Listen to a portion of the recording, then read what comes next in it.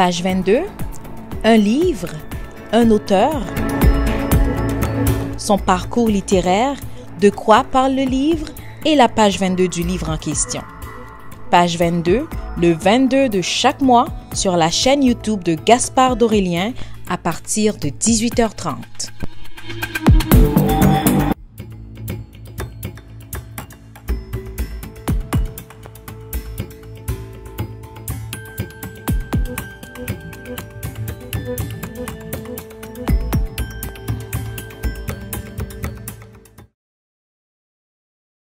Il y a des romans qui ne cherchent pas à consoler. Ils disent ce qui est, ce qu'on n'ose pas toujours regarder. Aujourd'hui, dans page 22, nous mettons en lumière un texte qui parle d'un pays qui saigne lentement, d'un peuple qui rêve d'ailleurs et de ce qu'il en coûte de prendre la mer sans garantie d'arrivée. L'autre face de la mer, publié en 1998 par Louis-Philippe d'Alembert, ne raconte pas seulement l'exil. Il dit le départ comme une forme de survie, le départ comme héritage, le départ comme mémoire de naufrage ancien. Ce roman suit les traces de celles et ceux que la mer appelle ou condamne, sans qu'on sache toujours très bien où s'arrête l'appel et où commence la chute. Madame, Monsieur, l'autre face de la mer, de Louis-Philippe d'Alembert.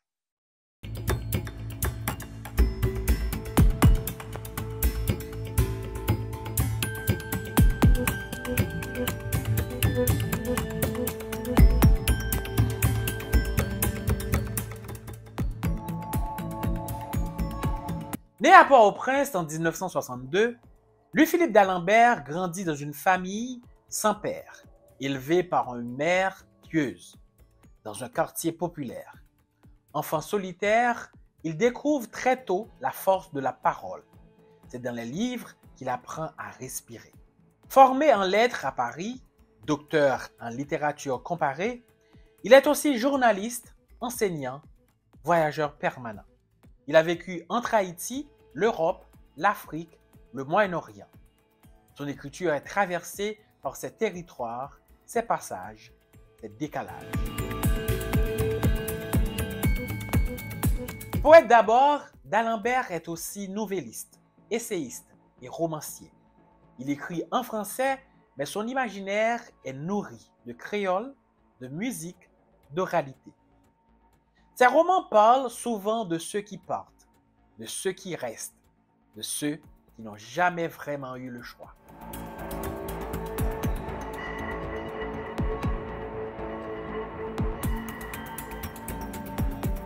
Parmi ces titres marquants, Le crayon du bon Dieu n'a pas de gomme, Mur Méditerranée, Avant que les ombres s'effacent, mais l'autre face de la mer reste pour beaucoup l'un de ses textes les plus puissants, parce qu'il saisit un moment de bascule, un cri étouffé qu'on retrouve partout dans les corps et les mémoires haïtiennes.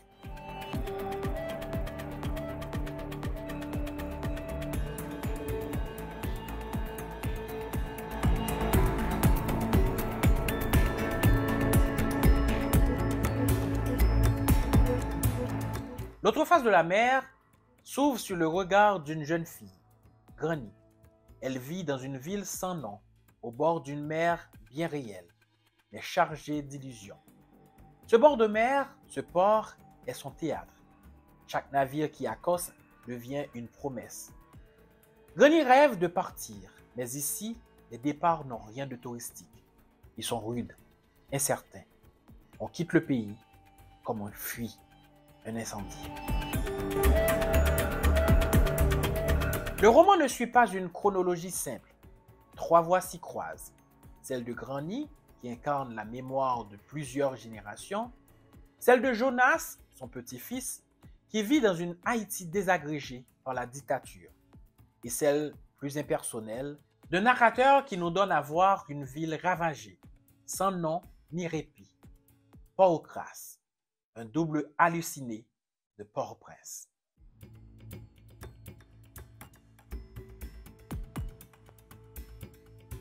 Entre ces voix, des interruptions. des passages sombres, sans ponctuation, comme arrachés à une conscience submergée.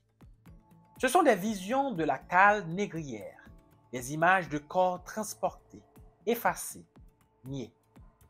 D'Alembert ne cherche pas à faire mémoire de la traite. Il nous dit qu'elle est toujours là, dans les bateaux d'aujourd'hui, dans le regard des fuyards, dans la mer elle-même. Grani meurt en regardant à la télévision une nouvelle vague d'exil. Ce n'est pas une mort métaphorique. C'est une fin nette, banale et tragique. Elle meurt comme ceux dont on ne retrouve pas le corps. Elle meurt comme on disparaît dans une traversée qui n'avait pas de port d'arrivée. Lecture critique, thème et style. Ce roman n'est pas un récit linéaire. Il ne suit pas les règles de la belle narration. Il avance par strates, par rupture. Il nous fait entendre ce que d'autres textes laissent sous silence. L'un des axes forts du livre, c'est la répétition. Ce qui s'est produit jadis, l'arrachement, la mer, l'oubli revient. La traite est une blessure qui se rejoue dans chaque tentative de fuite. D'Alembert tisse un lien direct entre la mémoire coloniale et les drames migratoires contemporains. La mer n'est pas seulement un lieu géographique, elle devient un personnage, un témoin, une tombe. Le style est dense, elliptique. Il emprunte à la poésie, à l'oralité, au rythme liturgique. Certains passages s'enfoncent dans une langue sans virgule, sans air, comme une plongée en apnée. D'autres nous ramènent au quotidien le plus brut, la faim, les files d'attente, les humiliations ordinaires. Jonas, le personnage qui écrit, ne cherche pas à dénoncer. Il tente simplement de ne pas sombrer. Écrire, ici, n'est pas un geste esthétique. C'est une manière de rester debout.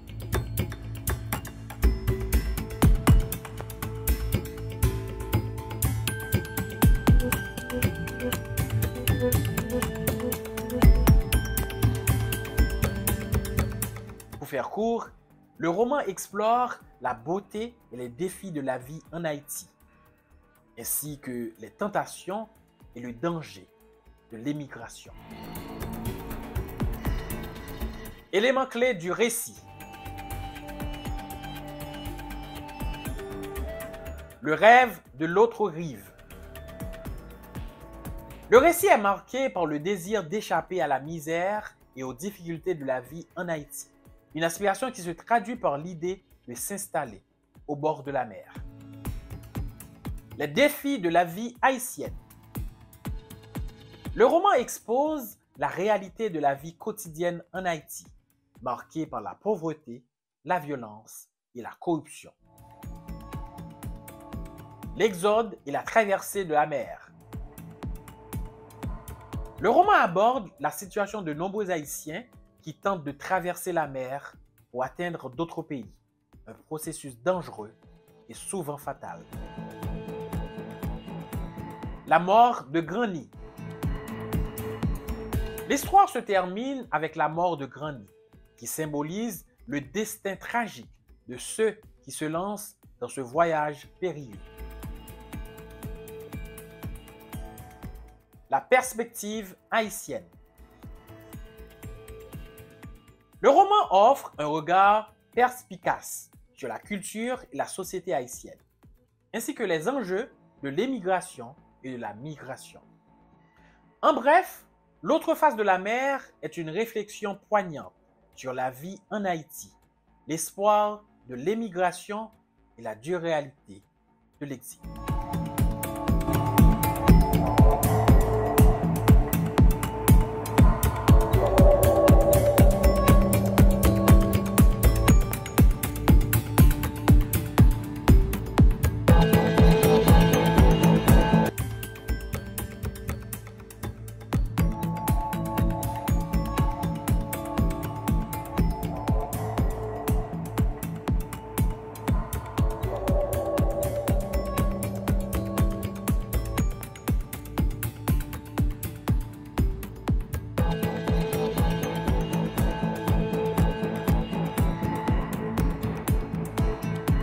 Pourquoi, dira-t-on, cette envie quasi maladive de traverser l'océan? Difficile d'expliquer tout ça à quelqu'un. Toute ma vie, il n'a jamais cessé de me narguer, rapprochant l'horizon, puis l'éloignant au moment où je croyais enfin le toucher. Aujourd'hui encore, il arrive à me faire bouillir le sang dans les veines, alors que le médecin, rapport au cœur, m'a bien recommandé d'éviter toute irritation. Et mon petit Jonas qui s'approche. Arrête de te faire du mauvais sang, Granny. Mais comment ne pas s'énerver à le voir claquemurer dans sa superbe?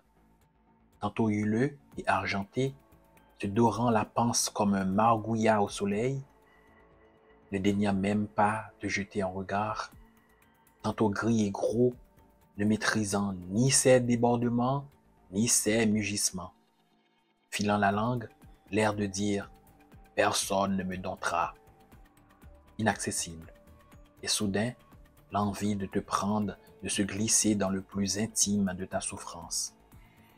Que de fois n'a-t-il pas troussé cette ville après avoir sauté par-dessus la rambarde, envahi les rues, pénétré les maisons sans un honneur à qui que ce soit, puis de se retirer avec la même désinvolture.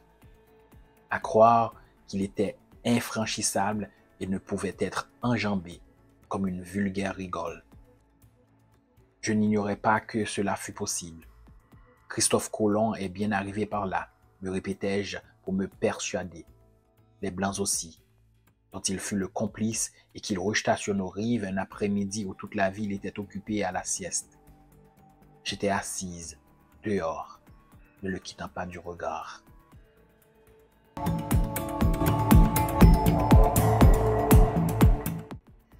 Il y a les romans qu'on n'oublie pas, parce qu'ils ont dit ce que beaucoup taisaient. L'autre face de la mer ne cherche pas à sauver, ni à accuser. Il montre. Il laisse entendre ce qui tremble derrière les silences, les départs forcés, les morts sans nom, les gestes qu'on répète quand il n'y a plus rien à croire se raccrocher. Granny regarde partir ceux qu'elle aime. Jonas, lui, décide de rester, mais avec les mots pour bagage. Et peut-être est-ce là la dernière traversée possible, celle qui transforme la mémoire en livre, pour qu'au moins il reste une voix, une page, un récit. Merci d'avoir partagé ce moment avec nous. À bientôt pour une autre escale dans le livre.